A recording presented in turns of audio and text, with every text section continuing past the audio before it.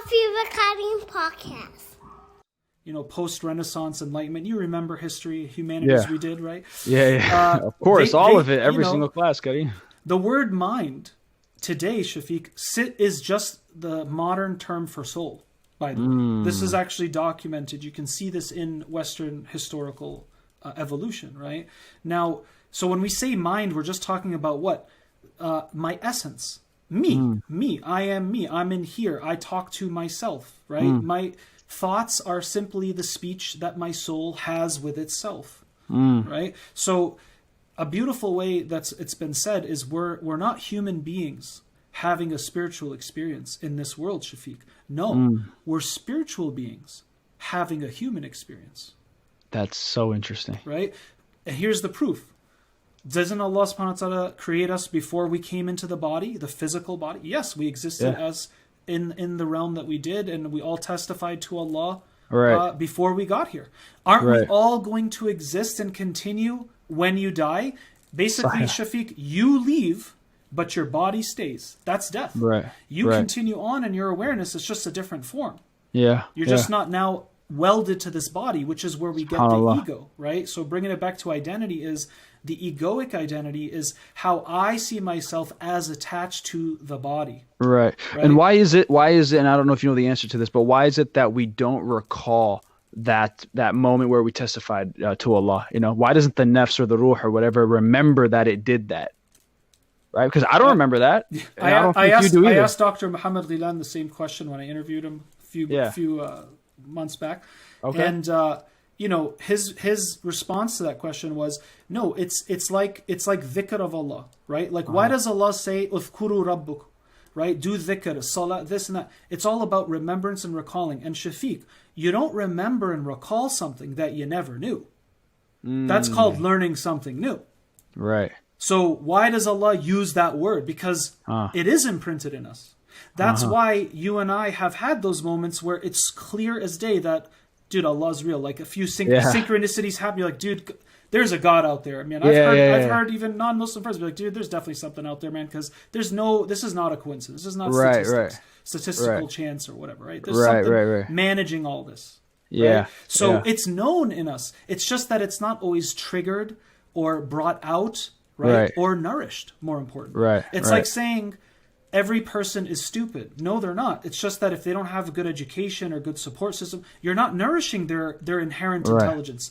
And then they end up working in, you know, whatever, and they're like, yeah, I've always been dumb. It's like, no, you're smart. You have the capacity. I've never known myself to be smart. So how can I even accept that that's the case? But then if you remind them or nourish them and bring that back, they're going to be like, oh my God, I can't believe I have this in me. This is who I am. And perhaps this is why, Shafiq, many people who, you know, may go off the path and come back to the deen, or they're converting to Islam or what have you, there's this kind of description of feeling like they're coming home again. I've heard people say this all the time. Like, I feel home again. I feel it's like familiar. I feel like I'm back with a lost friend that I've always known. And that's the fitrah. And that's that primordial pledge that we all made. And so dhikr, like you read your letter, how did all that stuff come back to you? Because it's something you already knew and experienced directly.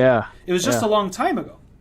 But dude, just that letter brought you back 10 years with vivid details. Yes or no? Yeah, very true. Yes. Right?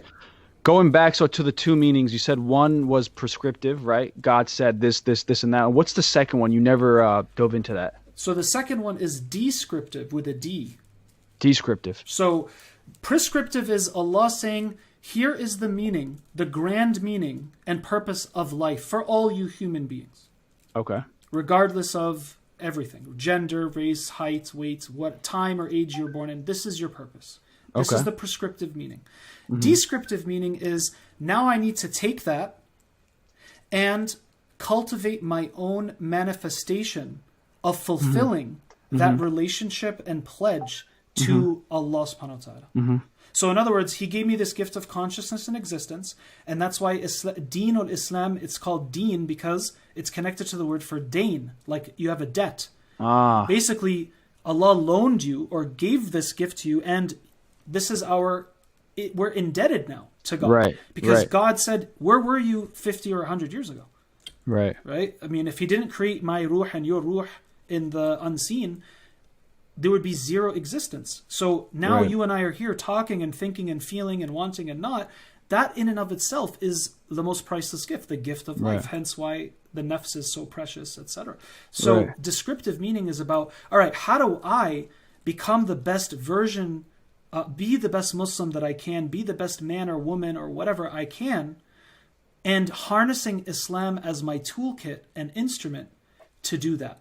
Right? Because that is going to bring out the best in you, according to the creator and the designer. Follow this manual. Optimal performance, read the manual of the car. Not read another car's or a motorcycle's manual. You're a knucklehead. No, you read the manual of the car. You want to know how to save gas and do this and do that, right? You got to know who designed it and follow that. Right? So the descriptive meaning is, all right, I bought my new car. I got the manual. I'm going through it and I'm learning. But now I drive with my style. Right? I got my, my car hangers. I got my scent. I like the leather seats versus this. I got a white dashboard. I got these type of speakers. I got these rims. Now it's what? Me making it personalized. But I'm not changing the fundamental properties of what it means to have a license, follow the law, and drive a car. That's Islam. But so many people, I feel like, look over at your car and the way you're driving it and just start judging left and right? And it kind of sucks because seriously, it kind of sucks because they're now forcing their interpretation of what the vehicle should look like. And they're just like, yeah, your vehicle is not right. And I mean, that's something that I've just been able to slowly like not let bother me, like other people's judgment and because I realize you're not going to make everyone happy. This person's going to tell you this person's going to tell you that. By the end of the day, and then you're going to lose complete focus with and touch with who you are, right? And your descriptive, meaning and understanding of all this. From an Islamic perspective, and I don't know if you know the answer to this, but what does it mean, or why do we have moments of deja vu?